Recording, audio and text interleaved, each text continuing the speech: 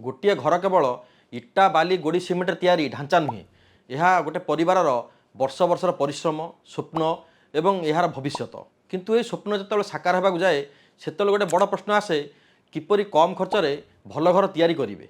अनेक लोक भावती कम बजेट माने खराब क्वालिटी किंबा भल क्वालिटी चाहिए बहुत टंका खर्च करिया को पड़िबो किंतु यह संपूर्ण सत्य नुहे। आज भिडियो मु आपको जनइबी किपरि सठिक प्लानिंग करी कौन क्वालिटी सह कंप्रोमाइज न करी लक्ष लक्ष टंका बचाई पारि समस्त विषय जानापी भिडियोटी को प्रथम शेष पर्यटन देखूँ कारण आज मुझे टॉपिक विषय डिस्कसन करी ताको बहुत लोक घर तैयारी कर सारा पर ही जानती। भिडियोर मेन टॉपिक जा पूर्व कही रखुची जदि आपंकर हाउस प्लानिंग डिजाइनिंग कंस्ट्रक्शन कि इंटेरियर करार अच्छी तेज आप साइड डिजाइन कंस्ट्रक्शन जोगाजोग करेंगे।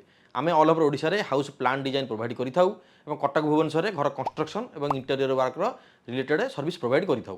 प्रथम गोटे कथा बुझीबा लो बजेट हाउस कंस्ट्रक्शन माने सबुठ सस्ता माल किनिबा नुहे कम दाम रे रड कम दाम रे सीमेंट खराब इटा किनिबा नुहे यार माने हैला फ्यूचर रे बड़ खर्चरू घर को बचाइबा यह सह घर कंस्ट्रक्शन समय रे सेफ्टी एवं क्वालिटी मेंटेन करिकी अननेसेसरी एक्सपेंसेस को मध्य कंट्रोल करने को पड़ी थाए।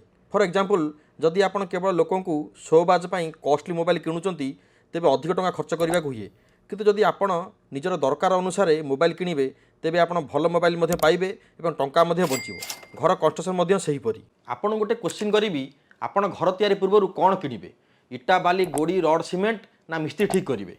यार आंसर है सबुठारु प्रथमे जहाँ दरकार ताहा होची घरर प्लानिंग कारण जदि घर प्लानिंग जदि भूल हुए तेबे सबुठारु भल मटेरियल मध्य आपन को टंका बचाई पारिबो नाही।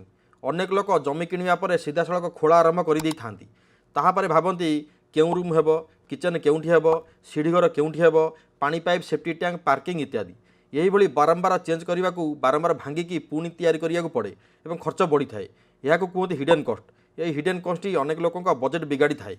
से घर कंस्ट्रक्शन पूर्व घर प्लान डिजाइन करके घर काम स्टार्ट करूँ एवं घर प्लान डिजाइन स्ट्रक्चर थ्री आप साइड डिजाइन कंस्ट्रक्शन जोगाजोग करेंगे। आम देखीचु बहुत लोक कॉस्ट इफेक्टिव बिल्डिंग प्लानिंग करिथांती किंतु सेमाने आवश्यकता ठारू बेसी घर तैयारी करिथांती।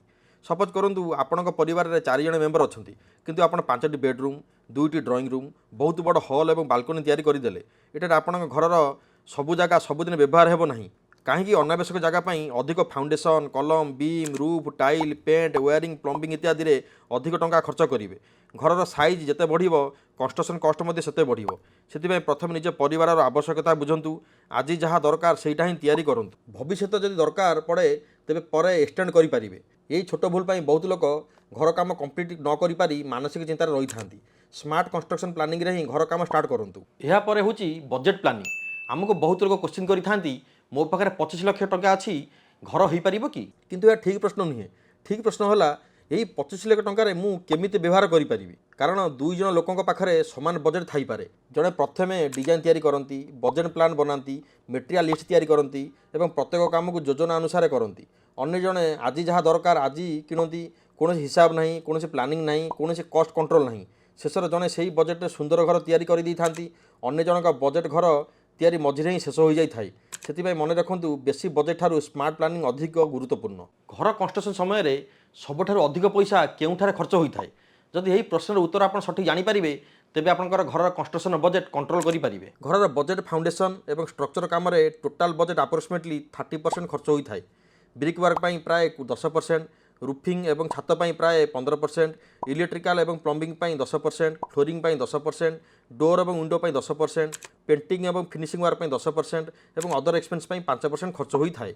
किसी जगह अच्छी जोठारे कि गोटे टंका बचाइबा चेष्टा करूँ ना जेपरिक structural design foundation steel reinforcement बा रड सीमेंट क्वालिटी इलेक्ट्रिकल एवं प्लम्बिंग आइटम्स यही जगह भूल कले पर रिपेयर कस्ट घर तैयारी ठारू महंगा हो पारे। मन रखु सुंदर घर ठारू घर सेफ्टी अधिक मूल्यवान तेबे आपण केउठा टंका बचाई पारिबे। अनेक लोक बाहर देखा घर को बहुत कम्प्लेक्स डिजाइन कर दी थांती बहुत corner curve projection decorative beam slab इत्यादि यही सब देखा सुंदर लगे किंतु एथिबे अधिक कंक्रीट अधिक रड और अधिक लेबर मिस्त्री लगी थांती। जदि आप कम बजेट करने चाहते तेबे आपण इटा और प्लास्टर डिजाइन करेंगे कि सिंपल रेक्टांगुलर और स्क्वायर लेआउट रे डिजाइन बनई पारे। Tile stone HPL ACP glazed glass इत्यादि क्लाडिंग बा पैनेलिंग बहुत कॉस्टली थाए एवं मेंटेनेंस बहुत लगी था। बहुत लोक भविष्य देखिकी फाउंडेशन कर धरतु आज आप गोटे महला घर करुँच କିନ୍ତୁ 5 ବର୍ଷ ପରେ ଆପଣଙ୍କୁ ଫାଷ୍ଟ ଫ୍ଲୋର ମଧ୍ୟ କରିବାର ପ୍ଲାନିଂ ଅଛି। ଯଦି ଆଜି ଫାଉଣ୍ଡେସନ୍ ଏବଂ ଷ୍ଟ୍ରକ୍ଚର ସେହି ହିସାବରେ ତିଆରି କରାଯାଏ ତେବେ ଫ୍ୟୁଚରରେ ଭାଙ୍ଗିବା କିମ୍ବା ପୁଣି କାମ କରିବା ଦରକାର ପଡ଼ିବ ନାହିଁ। ଏହା ଷ୍ଟାର୍ଟିଂ ସମୟରେ ଅଧିକ ଖର୍ଚ୍ଚ ଲାଗିପାରେ କିନ୍ତୁ ଲଙ୍ଗ୍ ଟାଇମ୍ ପାଇଁ ବଡ଼ ସଞ୍ଚୟ ହୋଇଥାଏ। ଏହା ସହ ଘର କନଷ୍ଟ୍ରକ୍ସନ୍ ସଠିକ୍ ସମୟରେ ମ୍ୟାଟେରିଆଲ୍ କିଣନ୍ତୁ। ଅନେକ ଲୋକ ଏକାଥରେ ମେଟେରିଆଲ୍ କିଣିଦେଇଥାନ୍ତି ଶସ୍ତା ପଡ଼ିବ ବୋଲି, ଫଳରେ ସିମେଣ୍ଟ ଖରାପ ହୋଇଯାଏ, ଷ୍ଟିଲ୍ ବା ରଡ଼ ରଙ୍ଗ ଲାଗିଯାଇଥାଏ, ମେଟେରିଆଲ୍ ଚୋରି ବା ହଜିଯାଇଥାଇପାରେ।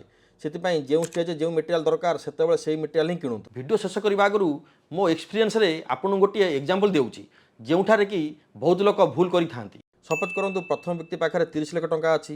ସେ ଲୋକ ପଡ଼ୋଶୀ ହେଉ କି ଇନଷ୍ଟାଗ୍ରାମ ବା ୟୁଟ୍ୟୁବ୍ ଭିଡ଼ିଓ ଦେଖିକି ବଡ଼ ଫ୍ରଣ୍ଟ ଏଲିଭେସନ୍, ମହଙ୍ଗା ଟାଇଲ୍ ଏବଂ ଡେକୋରେଟିଭ୍ ସିଲିଂ କରିଦେଲେ। କାମ ଅଧାରୁ ବଜେଟ୍ ଶେଷ। ଅନ୍ୟପଟେ ଦ୍ୱିତୀୟ ବ୍ୟକ୍ତି ଯାହାଙ୍କ ପାଖରେ ମଧ୍ୟ 30 ଲକ୍ଷ ଟଙ୍କା ଅଛି କିନ୍ତୁ ସେ ପ୍ରଥମେ ସିମ୍ପୁଲ୍ ଡିଜାଇନ୍ ବାଛିଲେ, ଆବଶ୍ୟକ ଅନୁଯାୟୀ ରୁମ୍ ରଖିଲେ, ଷ୍ଟ୍ରକ୍ଚର ଉପରେ ଭଲ ଖର୍ଚ୍ଚ କଲେ, ଡେକୋରେଟିଭ୍ ଜିନିଷ ପରେ କରିବାକୁ ଛାଡ଼ିଲେ। ସେହି ସମାନ ବଜେଟ୍ରେ ଘର କାମ କମ୍ପ୍ଲିଟ୍। ସମାନ ବଜେଟ୍ ହେଲେ ମଧ୍ୟ ଡିସିସନ୍ ଅଲଗା ପାଇଁ ଲାଷ୍ଟ ରେଜଲ୍ଟ ମଧ୍ୟ ଅଲଗା ଆସିଥାଏ। ଘର କେବଳ ଟଙ୍କାରେ ତିଆରି ହୁଏ ନାହିଁ, ଏହା ତିଆରି ପାଇଁ ଠିକ୍ ଡିସିସନ୍, ଠିକ୍ ପ୍ଲାନିଂ ଏବଂ ଧୈର୍ଯ୍ୟ ଦରକାର।